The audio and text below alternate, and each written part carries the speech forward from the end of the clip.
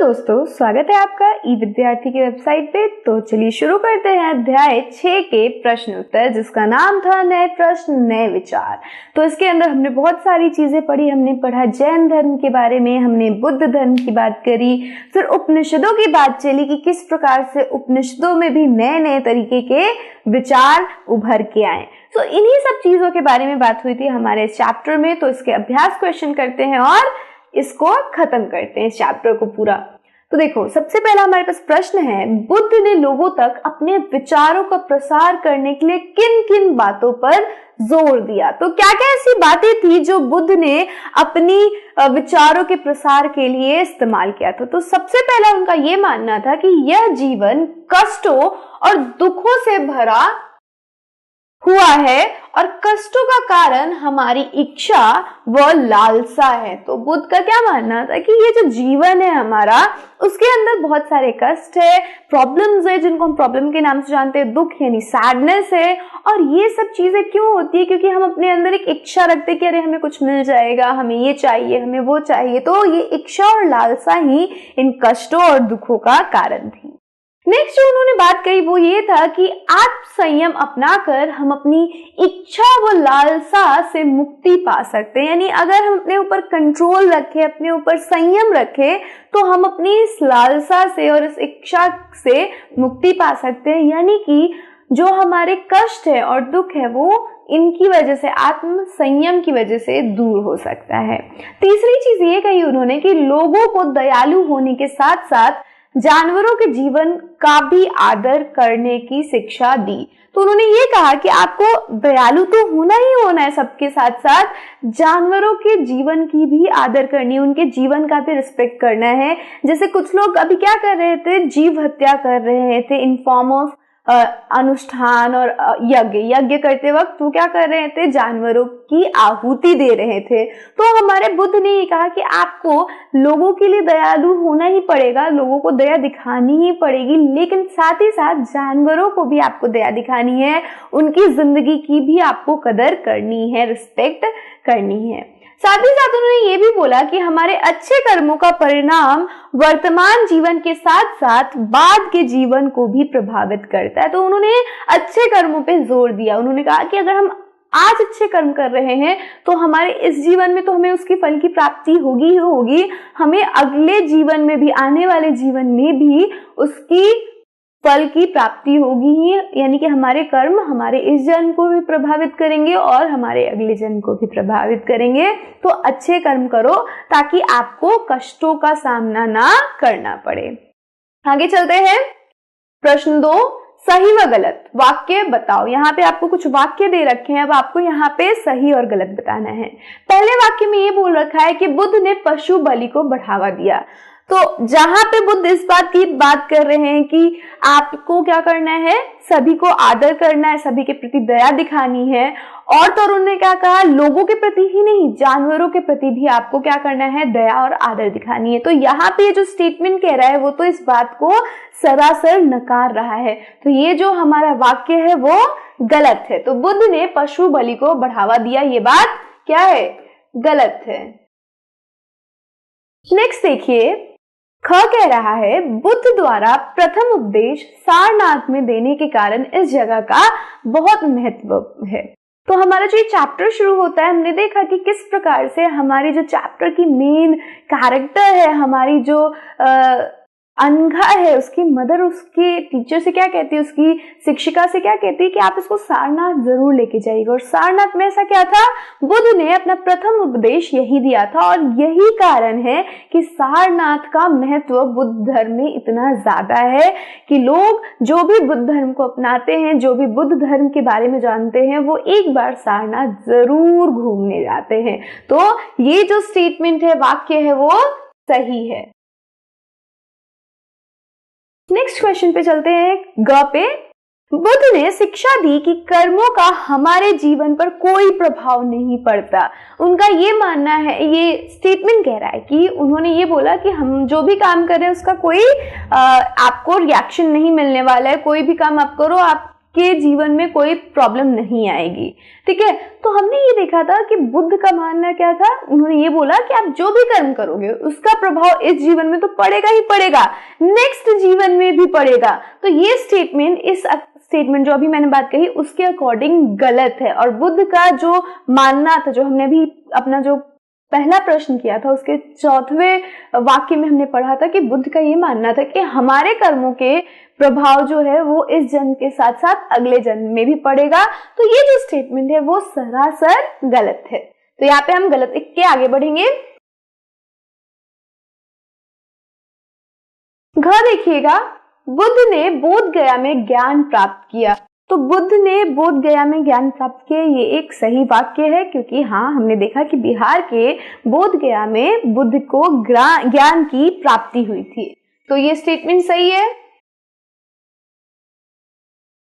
र देखिएगा, उपनिषदों के विचारकों का मानना था कि आत्मा और ब्रह्म वास्तव में एक ही है।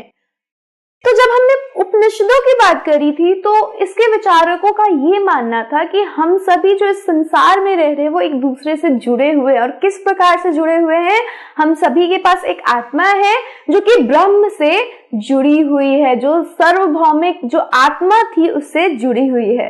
तो ये जो स्टेटमेंट है हमारा ड़ वाला वो सही है, सत्य है। तो यहाँ पे सही लिख देंगे। आगे बढ़ते हैं।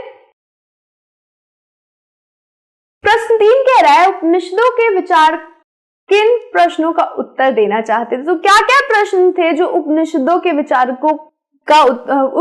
विचारक उसका उत्तर देने की कोशिश कर रहे थे। तो कुछ ऐसे प्रश्न थे जिनका उन्होंने उत्तर ढूंढने का प्रयास किया था, जैसे कि कुछ विचारक मृत्यु के बाद के जीवन के बारे में जानना चाहते थे। ये जो वक्त था जब बुद्ध का जन्म हुआ, जब बुद्ध को निर्वाण की प्राप्ति हुई, ज्ञान की प्राप्ति हुई, जैन ने जब अपना ज्ञान की प्राप्ति करी, तो इस वक्त एक जो बहुत ही बड़ा कॉन्सेप्ट था वो मृत्यु और जीवन था। लोग बहुत फैसिनेटेड थे, उनको बड़ा मतलब ऐसे क्या होता है मृत्यु के बाद, जिंदगी कैसे मिलती है, तो लोगों को इसके बारे में बहुत कुछ जानना था। लोग इन प्रश्नों में ज्यादा समय व्यतीत कर रहे थे। तो जो भी विचारक थे वो मृत्यु के बाद के जीवन के बारे में क्या कर रहे थे, विचार विमर्श कर रहे थे कि मृत्यु के बाद क्या होगा, जीवन किस तरीके से मिलती है। तो ये सारी चीजें थी जो कि उपनिषदों के विचारकों ने प्रश्नों का उत्तर देने की कोशिश करी। पहला था कि हमारे विचारक मृत्यु के बाद के जीवन के बारे में जानना चाहते थे, उन्होंने इसके बारे में विचार किया, इस प्रश्न का उत्तर देने की कोशिश करी। दूसरा चीज ये था कि कुछ विचारक यज्ञों की उपयोगिता के बारे में जानना चाहते थे, क्योंकि यज्ञ जो होता है, जो अनुष्ठान होते थे वो बहुत ही ज्यादा महंगे होते थे। कुछ जो धनी लोग हैं वही इनको करवा पाते थे। तो लोगों के अंदर एक भावना उत्पन्न हो गई थी कि हमारे पास अगर यज्ञ करने के पैसे नहीं है तो हम क्या करें। और इसी वजह से क्या हो रहा था, कुछ लोग अलग अलग धर्मों का खोज कर रहे थे, कुछ अलग धर्मों को बना रहे थे, जैसे कि हमारे बुद्ध और महावीर ने किया था। तो ये जो लोग थे उनका अब ये मानना था कि अनुष्ठान की जो उपयोगिता है, जो हमारे उपनिषदिक विचारक थे उनका मानना था कि जो हमारा यज्ञ है उसकी उपयोगिता क्या होगी, उनका प्रश्न था। तो उन्होंने फिर इसका आंसर दिया कि बहुत महत्वपूर्ण है। उन्होंने अपने इस आंसर के लिए बहुत सारे रीजंस दिए और इसको सपोर्ट करने के लिए, इस बात को सपोर्ट करने के लिए उन्होंने अलग अलग तरीके की बातें कही कि आप यज्ञ करोगे तो आपके साथ ये होगा, यज्ञ से हवा शुद्ध होती है और ये सारी चीजें। तो उन्होंने यज्ञ की उपयोगिता के बारे में जानना चाहा। तीसरा था कि कुछ विचारक आत्मा के विषय में जानना चाहते थे। कुछ विचारक का ये मानना था कि कुछ तो ऐसी चीज है जो कि इस संसार में मृत्यु के बाद भी रह जाती है। तो ये विचारक आत्मा के विषय में जानना चाहते थे। तो ये सारे कुछ ऐसे प्रश्न थे जो उपनिषद के विचारकों ने जिनके उत्तर ढूंढने की कोशिश करी। आगे चलते हैं हमारे अगले प्रश्न पे। प्रश्न 4, महावीर की प्रमुख शिक्षाएं क्या थी। तो हमें महावीर की प्रमुख शिक्षाओं का पता बताने की क्या क्या उन्होंने शिक्षाएं दी। तो सबसे प्रमुख शिक्षा उन्होंने क्या की कि सत्य जानने की इच्छा रखने वाले प्रत्येक स्त्री पुरुष को अपना घर छोड़ देना चाहिए। तो ये जो हमारे महावीर थे उनका ये मानना था जिसको भी सच्चे ज्ञान की जरूरत है, तलाश है, वो अपने घर को छोड़ दे और सत्य ढूंढने बाहर निकले, इस समाज से परे सोचे, तभी उसको सत्य की प्राप्ति होगी। दूसरा जो इनकी शिक्षा थी वो ये थी कि अहिंसा के नियमों का कड़ाई से पालन करना चाहिए। आपको किसी भी जानवर के साथ, किसी भी इंसान के साथ अहिंसा नहीं करनी चाहिए। तीसरा इनका जो शिक्षा थी ये था कि ऊंच नीच, जात पाती का भेदभाव नहीं करना चाहिए। तो ये सारी चीजें थी जो कि हमारे महावीर ने जिनके बारे में बात करी, जिनको शिक्षाएं दी, जिन बातों पे उन्होंने शिक्षाएं दी कि ये चीजें हैं जो आपको नहीं करनी चाहिए। जात पात नहीं देखना चाहिए, अहिंसा करनी चाहिए कि आप किसी के साथ हिंसा ना कर बैठो, किसी इंसान को आप क्षति ना पहुंचा दो, या फिर किसी जानवर को आप ना मारने लग जाओ। तो ये सारी बातें उन्होंने अपनी शिक्षा के अंदर शामिल की थी। उनका सबसे बड़ा ये मानना था हर स्त्री और पुरुष को अपने घर का त्याग देना चाहिए अगर उन्हें क्या करना है, सच्चे ज्ञान की तलाश है तो। ठीक है, नेक्स्ट देखो प्रश्न 5। अनघा की माँ क्यों चाहती थी कि उनकी बेटी बुद्ध की कहानी से परिचित हो? तुम्हारा इसके बारे में क्या कहना है? तो सबसे पहला क्वेश्चन यहाँ पे कि अनघा की माँ क्यों चाहती थी कि अनघा को बुद्ध के बारे में पता चले, और दूसरा क्वेश्चन ये है कि तुम्हारा क्या कहना है, तुम्हारे इस बात पे क्या राय है, तुम्हारे क्या इसके ऊपर प्रतिक्रिया है। ठीक है, तो अनघा की माँ इसलिए चाहती थी कि वो बुद्ध के बारे में जाने क्योंकि बुद्ध एक ऐसे इंसान थे जिन्होंने बहुत अच्छी शिक्षाएं दी, जिन्होंने कर्म के बारे में बताया कि अच्छे कर्म करो, और तो और उन्होंने कष्टों के बारे में, जो जीवन में आपके कष्ट आते हैं, परेशानियां आती हैं, उनको कैसे दूर करना है, इनके बारे में बताया था। तो अनघा की माँ, क्योंकि अनघा भी छोटी, अगर वो अभी से इन बारे में, इन चीजों के बारे में उसे पता चल जाए तो उसका जीवन, आने वाला जीवन और भी सरल हो सकता है। और इसी वजह से अनघा की माँ ये चाहती थी कि अनघा की शिक्षिका उसे क्या करे, बुद्ध के बारे में बताए।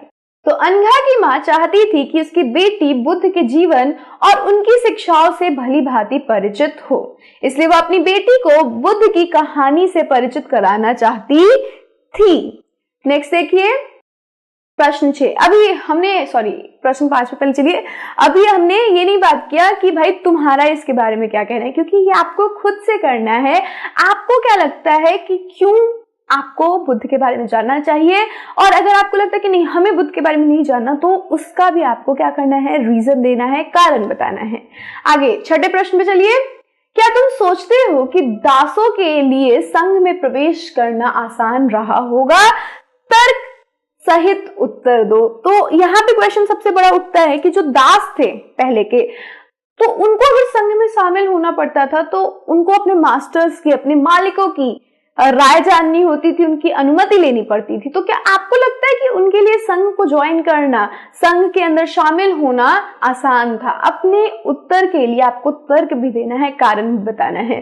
तो देखो, महावीर व बुद्ध के संघ में दासों का प्रवेश करना सरल नहीं होगा। भले ही इन दोनों ने ये कहा था कि हम सभी को संघ में प्रवेश की अनुमति दे रहे हैं, लेकिन उन्होंने वहां पे शर्तें भी तो रखी थी कि बच्चों को अपने पेरेंट्स से, स्त्री को अपने पिता या पति से, और तो और दास नौकरों को अपने मालिकों से अनुमति लेनी थी। तो यहाँ पे इस अनुमति की वजह से लोग जल्दी संघ में प्रवेश नहीं ले पाते थे, उनके लिए आसान नहीं होता था अपने मालिक को, अपने पिता या पति को मना पाना। तो यहाँ पे हमारे दासों के लिए सरल नहीं था कि वो अपने मालिकों को मना सके कि हमें संघ में जाने की आजादी दे, क्योंकि बुद्ध ने संघ में रहने के लिए जो नियम बनाए थे उनके अनुसार दासों को संघ में प्रवेश से पहले अपने स्वामी से अनुमति लेना आवश्यक था। तो हमने अभी बात करी, डिस्कस किया कि किस प्रकार से जो ये बुद्ध के संघ के नियम थे उसके अंदर क्या था, हमें अपने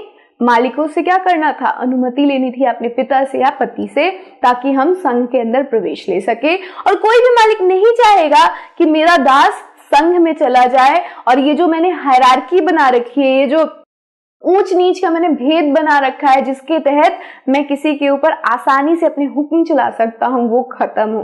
तो इस वजह से ये जो दास थे उनका संघ में प्रवेश ले पाना मुश्किल था। तो ये था हमारा छठा प्रश्न, जिसके साथ साथ हमारा ये चैप्टर भी खत्म हो गया। काफी सरल से प्रश्न उत्तर थे यहाँ पे, जिसके बारे में हमने बहुत बार चर्चा की थी अपने इस चैप्टर में। तो इतना ही था हमारे इस वीडियो में। अब क्या करते हैं, नेक्स्ट वीडियो में हम आपके साथ ऐसे ही नए चैप्टर के साथ, नए अध्याय के साथ मिलेंगे। तब तक के लिए बने रहिए हमारे साथ। Keep learning with us and keep watching us. Bye.